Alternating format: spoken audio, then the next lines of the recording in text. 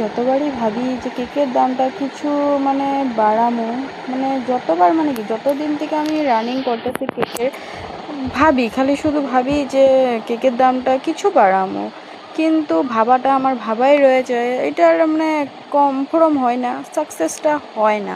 ওই ভাবতে ভাবতে আমার সময় পার হয়ে যায়, আর ভাবতে ভাবতে যেমন দামটা রাখছিলাম এতদিন ওই দামেই আমি কেক দেওয়া হইতেছে। মানে যতবারই কাস্টমার আসে, মানে কাস্টমারগুলো এরকম আসে, মানে ওদের চেহারা, ওরা কান্দা টাইপিক রিয়াকশন আসা পড়ে ওগো যখন আমার কাছে অর্ডারটা আয়।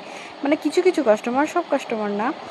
তো আমি ওদেরই বুঝি না, যখন আমরা হোম বেকাররা আসলাম না, মানে এখন এখন তো প্রায়ভাগ সবেই মানে হোম বেকার আছে।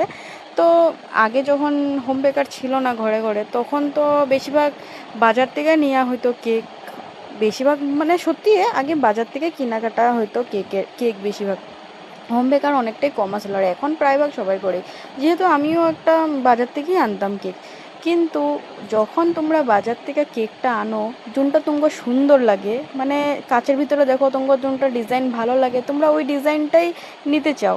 আর ওই ডিজাইনে যদি 800 কয়, 500 টাকা কয়, বা যেহেতু 600 কয়, মানে যত টাকায় রেট কয় তোমরা অত টাকাতেই দিতে লাগে। কেন কি ওইখানে তোমাকে কোনো লেস হইব না, যত দাম লেখা থাকবো অত টাকাই তোমাকে দিতে লাগবো। আর একটা কথা, হ্যাঁ, তোমরা 2-3 দিন আগে ওইটা আবার যখন দেখা আসো না, ডিজাইনটা ভালো লাগে, ওইটা হাফ পেমেন্টও করতে লাগে। যখন নিতে যাইবা তখন ফুল মানে আরও আধা পেমেন্টটা দিয়া তখন আনবা। কিন্তু আঙ্গুর লগে সবসময় কেন এরকম হয় আমি কিছুই বুঝতে পাই না, জানি না কার কার লগে হয়, বাট আমার সাথে 200 টাকার কেক লাগে, 300 টাকার কেক লাগে। আরে ভাই, এরকম করলে কেমনে হইব? আমরাও জিনিসগুলো যখন কিনে আনি না, বহুত দাম। আর এখন বিশেষ করে ক্রিমের দাম তো বেড়েই গেছে, আর যত কেকের জিনিস ম্যাটেরিয়ালগুলো অনেক বেড়ে গেছে। তো তোমরা কাস্টমার করে এক কথাই কই, তোমরা হলো বোঝার চেষ্টা